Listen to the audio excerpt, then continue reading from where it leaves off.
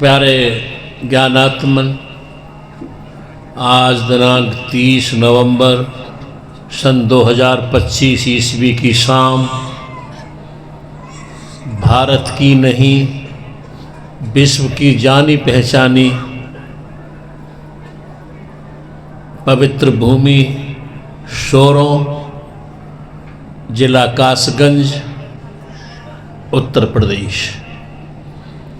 इससे पहले परिसीमन में शोरों जिला एटा में लगती थी और इससे भी पहले ये जब देश आज़ाद हुआ था तो जिला अलीगढ़ में लगती थी। ये धर्मनगरी, पवित्र स्थल, तीर्थ स्थल बहुत ही महत्वपूर्ण है। यहाँ को शुगर क्षेत्र भी कहते हैं। भगवान बारह का प्राकट्य स्थल है ये, जो हमारी भारतीय संस्कृति में 10 अवतार कहे जाते हैं। उन 10 अवतारों में 12 भगवान का प्राकट्य यही हुआ जो यहाँ मंदिर है। और जब कहीं कोई भी धर्म स्थल होता है, वहाँ पर जो भी आस्था, श्रद्धा, प्रेम, भक्ति लेकर के पहुँचते हैं तो उस स्थान का बहुत महत्व बढ़ जाता है।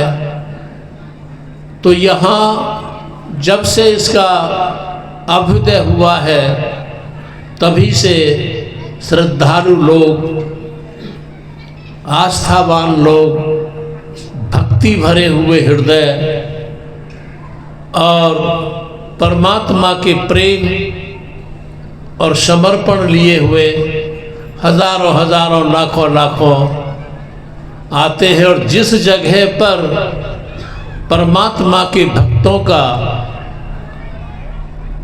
आना जाना रहता हो या उनकी साधना भूमि रहती हो, कर्म भूमि रहती हो, तपोभूमि रहती हो, उस जगह यदि रिक्त होकर, खाली होकर कोई आदमी पहुंचे तो वो वहां से बहुत नियामतें भक्ति के लेकर लौटता है। तो हम लोगों को संयोग, सौभाग्य कहें कि इस तीर्थ स्थल में भी, इस आश्रम के माध्यम से आना जाना होता है। और यहाँ आज छोटी सी फुलवाड़ी में कई प्रदेशों के लोग मौजूद हैं। तो यह जमीन, भूमि अति सार्थक हो जाती है जब कोई खाली होकर अपने हृदय में लेके जाना चाहता है। अब यहाँ भूदत्ताश्रम योग मार्ग शोरों में आप सत्संग के माध्यम से आमने सामने हैं। एक गुरु कहते थे कि तुम्हारे शरीर का वजन तुम्हारे पैर ही ला देंगे, तुम्हारे भोजन किए हुए को तुम्हारा पेट ही पचाएगा, किसी दूसरे का पेट नहीं पचाएगा। तुम्हारे शरीर के वजन को तुम्हारे पैर ही ला देंगे, किसी दूसरे के पैर तुम्हारे शरीर के वजन को नहीं ला देंगे। तुम्हारे पाप और पुण्य के कर्म ही तुमको सुख दुख के रूप में भोगने होंगे। किसी दूसरे को भोगने नहीं होंगे। तुम्हारी विद्या का अध्ययन किया हुआ, तुम्हारी विद्या का अध्ययन किया हुआ तुमको ही विद्यावान बनाएगा, किसी दूसरे को नहीं। और तुम्हारी आंखों का देखा हुआ परमात्मा, तुम्हारे कानों का सुना हुआ परमात्मा का महानाद, गीत, आवाज, तुम्हारी आंखों का देखा हुआ परमात्मा का दर्शन तुम्हारा दर्शन होगा। किसी दूसरे की आंखों का किया हुआ दर्शन तुम्हारी आंखों का नहीं हो जाता। किसी दूसरे के कानों के द्वारा सुना हुआ परमात्मा का महावाक्य तुम्हारे कानों का सुना हुआ नहीं हो जाता। तुम्हारा परमात्मा का स्वरूप, परमात्मा की आवाज, तुम्हारे परमात्मा का स्वरूप और परमात्मा की आवाज जब होगी जब तुम उसका स्वानुभव करोगे, जब उसका तुम स्वानुभव करोगे। ठीक है, हम उन सभी महान विभूतियों का सम्मान करते हैं जो इस पृथ्वी पर कभी भी किसी भी समय में, किसी भी रूप में, किसी भी वेश में, किसी भी भाषा में उस परमात्मा की प्राप्ति का संदेश दे गए। उनके पद चिन्हों पर चलकर हम परमात्मा की ओर को अग्रसर होते हैं।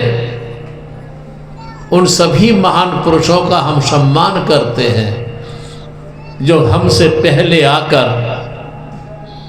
यहाँ के प्रसुप्त मनुष्यों को अपना संदेश दे गए। किंतु इन सब के बावजूद तुम्हारा परमात्मा तुम्हारे भीतर निवास करता है और अपने परमात्मा का अपने ही नेत्रों से, अपने ही श्रवण कानों से उसका स्वानुभव करें। यही सत्संग का सिलसिला जारी करे हुए हमारे महान पुरुष इस दुनिया में आए।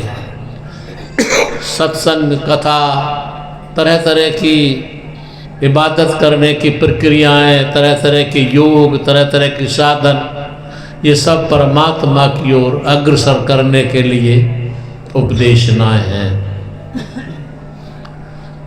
क्योंकि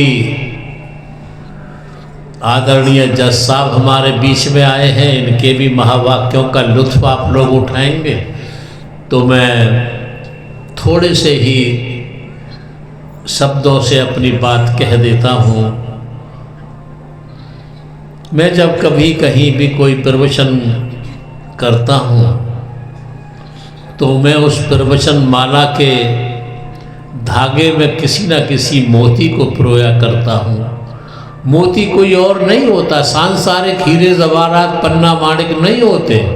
ये मोती अध्यात्म जगत के, अध्यात्म जगत के जो संत महात्मा होते हैं उनको मैं मोती कहता हूँ।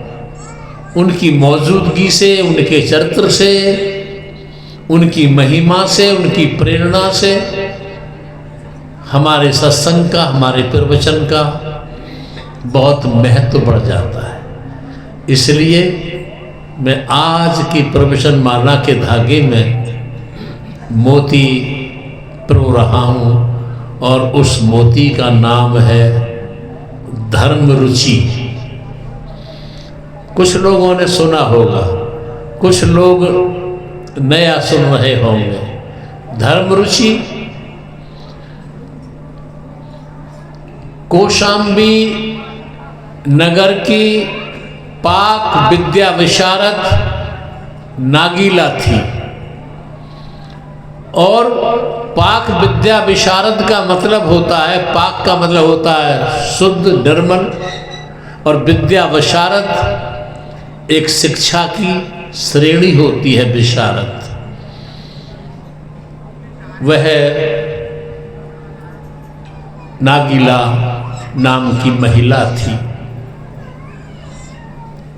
अपने सामाजिक पर्व आया और उस पर्व में उसने स्वादिष्ट पदार्थ व्यंजन भोजन बनाया और उस भोजन में उसने जैसे सब्जी कहते तरकारी कहते तरकारी बनाई। लेकिन जैसा कि आज कुशल गृहिणी जो होती है वो सुख चाख के या सूंघ के देख लेती है मेरी सब्जी में मसाले कैसे हैं, स्वाद कैसा है, तो परिवार को मेरा बनाया हुआ भोजन प्रिय लगे स्वादिष्ट लगे तो उसने जैसे उसको थोड़े से रूप में चखा तो उसे वह सब्जी कड़वी लगी। नागीला को सब्जी कड़वी लगी तो उसने कहा हो ये तो खाने के योग्य नहीं है और मेरे परिवार के लोग जिस रुचि के साथ ग्रहण करेंगे वो रुचि के साथ नहीं करेंगे और मेरा अपवाद भी करेंगे। इसलिए उसने उस सब्जी को फेंकने का मन बना लिया। जब फेंकने का मन बना लिया तो उधर धर्म रुचि महात्मा अपने 1 माह का व्रत करके भिक्षा के लिए जा रहे थे बस्ती में। 1 माह का व्रत करने के बाद भिक्षा के लिए बस्ती में जा रहे थे और जब उस नागिला ने महात्मा को आते देखा तो उसने सोचा क्यों ना इस सब्जी को मैं इन महात्मा जी को दे दूं, इनकी भी क्षुधा शांत हो जाएगी और इस सब्जी का भी कुछ उपयोग हो जाएगा। तो उसने वह सब्जी धर्म रुचि को दे दी। धर्म रुचि कोई भी भिक्षा प्राप्त करने के बाद अपने गुरुजी जो उनका नाम था धर्म घोष, वो अपने गुरुजी के पास ले गए जो भी भिक्षाटन में मिला था। जब धर्म घोष जी के पास ले गए, धर्म घोष जी ने उस सब्जी को लिया सूंघा, सूंघने के बाद बोले धर्म रुचि इस सब्जी को तुम मत खाना, अगर इस सब्जी को जो भी खाएगा वो मर जाएगा। ये सब्जी विष युक्त है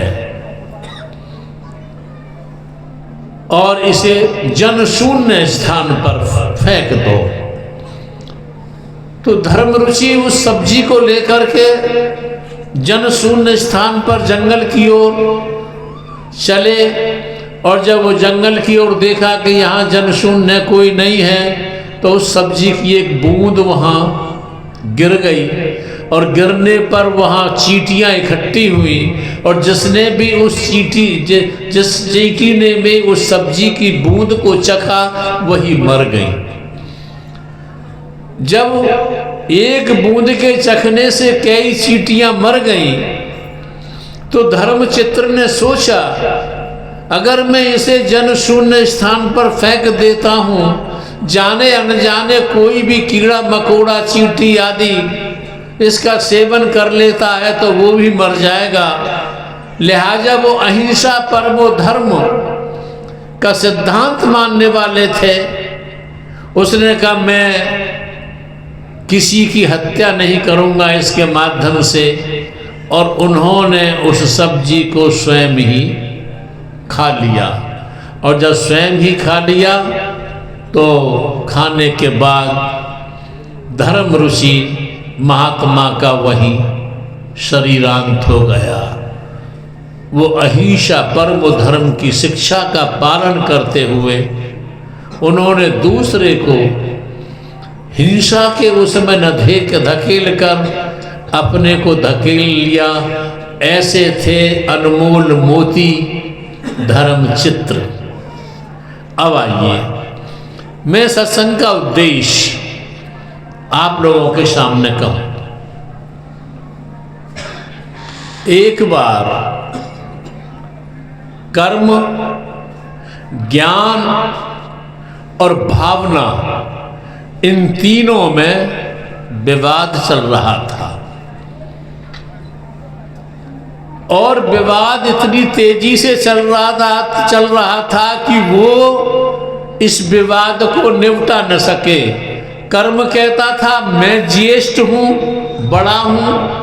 भावना कहती थी मैं बड़ा हूँ। और ज्ञान कहता था मैं बड़ा हूँ। तीनों में चल रहा था परिवाद। आखिर उन्होंने कहा ये हमारा फैसला ब्रह्मा जी करेंगे। एक बात समझ लें, निर्गुण धारा के संतों में हमने लिखा है कहीं, अरूप ही रूपायित होकर स्वरूप से संसार में कार्य करता है और कार्य पूर्ण हो जाने के बाद वो स्वरूप ही अरूप में स्थित हो जाता है। यानी निराकार ही साकार होकर संसार में कार्य करता है और कार्य पूरा हो जाने के बाद वह साकार निराकार में अवस्थित हो जाता है। तो जो सत्य पुरुष थे, उन्होंने सत्य पुरुष ने अपनी रचना को रचने के लिए निरंजन जी को त्रिलोकी का भार दिया। ये सब संत महात्माओं ने बयान किया है। और निरंजन जी ने और अष्टांगी आद्या कुमारी जी ने ब्रह्मा विष्णु महादेव तीनों की उत्पत्ति करी, जिनसे सृष्टि का कार्य चला गया। तो जब कर्म, ज्ञान और भावना तीनों में परिसंवाद चल रहा था कि कौन ज्येष्ठ है, तो वह ब्रह्मा जी के पास पहुँचे और उनसे कहा कि आप हमारा ये निर्णय कर दें कि हम में ज्येष्ठ कौन है। ब्रह्मा जी ने कहा कि ठीक है, मैं तुम्हारा निर्णय करूं, इससे पहले तुम एक छोटा सा काम करो। तीनों जाओ और आसमान को छू कर आओ। तीनों जाओ, कर्म, भावना और ज्ञान। एक याद रखना, कर्म शरीर से उपजता है, ज्ञान बुद्धि से उपजता है, भावना भाव हृदय से उपजता है।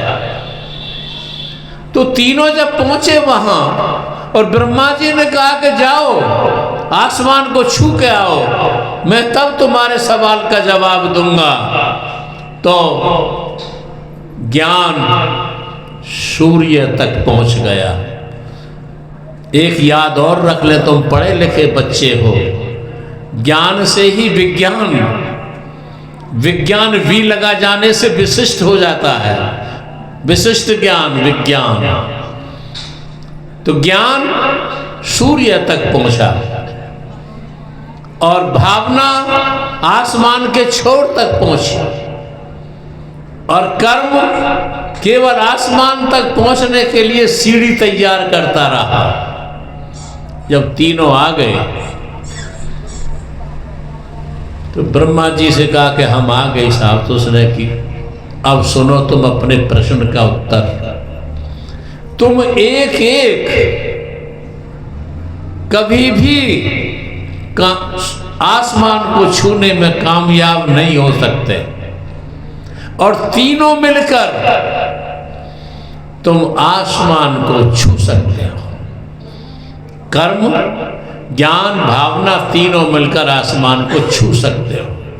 ये ब्रह्मा जी ने उन तीनों को संयुक्त भाव से रहकर अग्रसर होने की उपदेशना दी, प्रेरणा दी। अब आओ, मैं इसे तुम्हें इसलिए सुना रहा हूं कि जब तुम किसी पूरे सतगुरु की शरण में पहुंच जाते हो, इंद्रियों से कर्म की उत्पत्ति होती है, हृदय से भाव की उत्पत्ति होती है, बुद्धि से ज्ञान की, विचार की उत्पत्ति होती है।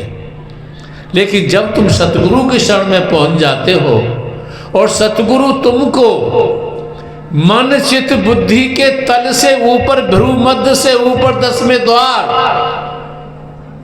ये जो आंखें हैं हमारी आंखों के जो भ्रू मध्य, जो गीता में कृष्ण ने भ्रू मध्य बोला है, अंग्रेजी में पुनील कहते हैं, कोई इसको तीसरी आंख भी कह देते हैं, और मुसलमान फकीरों ने इसको शहरग भी बोला है। तो सतगुरु की शरण में पहुंचने के बाद यूं तो हम शरीर के पिंड के चक्रों से ही हमारी साधना शुरू हो जाती है, योगों की, क्रियाओं की, कर्म कांडों की। लेकिन सतगुरु हमें 9 द्वार जो हमारे आंखों के, कानों के, मुख के, इंद्रियों आदि के हैं, इन 9 द्वारों से ऊपर 10वें द्वार, जैसे इस बॉडी का आसमान भी कहते हैं, 10वें द्वार से शुरू कराते हैं, जैसे हम सुरत शब्द योग कहते हैं। 10वें द्वार आंखों से ऊपर से शुरू कराते हैं, उसको आसमान कहा जाता है। और जब सतगुरु हम पर दया कर देते हैं, ऊपर के धनियों के लोगों की हमको उपासना साधना सिखा देते हैं, तो हम सुरत शब्द योग के माध्यम से आसमान को छू लेते हैं। जैसे सचखंड, अनामी धाम संत महात्माओं ने अपनी भाषा में पुकारा है। तुम किसी सतगुरु, जीते जागते सतगुरु की शरण में जाकर आसमान को छुओ, क्योंकि तुम्हारी आसमान से ही, आसमान के ही तुम पक्षी हो, और इस पृथ्वी पिंड में रहकर तुम्हें आसमान को ही उड़ना है।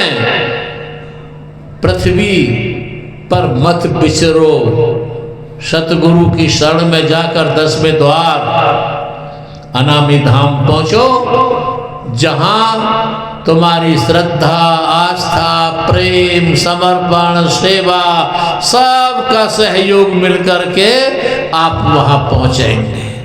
बस मैं लंबी बात नहीं करूंगा, अपनी बातों के माध्यम से ये कहूंगा कि तुम बहुत बहुत दूर से आए हो, आस्था लेकर आए, यहाँ से क्या लेकर जाओगे? संतों की उपदेशना को लेकर जाना, अपनी जिंदगी में कोई अवगुण मत करना। आज फैशन चल गया है, शराब पीते हैं, मांस खाते हैं, जुआ खेलते हैं, व्यभिचार करते हैं, इतने अवगुण हो गए नए नए ईजाद करके कि आदमी अपने लोक को, अपने परलोक को, अपने देश को, अपने धर्म को, अपने जीवन को, अपने परिवार को, अपने समाज को बर्बाद करने में लगा है। तुम स्वयं इन अवगुणों से बचते हुए अपने सहयोगियों को, साथियों को, परिवारियों को, समाजियों को, धर्म को, देश को एक सुगंध की तरह बनकर के लाभान्वित हो और प्रमाण बन जाओ भारत के, प्रमाण बन जाओ धर्म के, अध्यात्म के, प्रमाण बन जाओ परमात्मा के, और अपने जीवन को सार्थक बनाओ। यही आज के मानव की और जीवन की विशेष जरूरत है। आपने मेरी बात को बड़ी शांति प्यार से सुना है, मैं इसके लिए बहुत बहुत आभारी हूँ। और अब मैं हमारे मुख्य अतिथि मेहमान आदरणीय जज साहब जी आए हैं राय सिंह नगर, गंगानगर, राजस्थान से। यूँ तो इनके बहुत डेरे हैं, बहुत आश्रम है, अस्पताल है, लेकिन बस हमारे तुम्हारे प्यार की वजह से बॉर्डर से आते हैं, पाकिस्तान के बॉर्डर से आते हैं, और अब ये अपने महावाक्यों से तुम्हें कुछ उपदेश न कहें। और जज साहब इनको, बच्चों को थोड़ा सा अपने शब्दों से आध्यात्मिक लाभ पहुँचाओ। राधा स्वामी।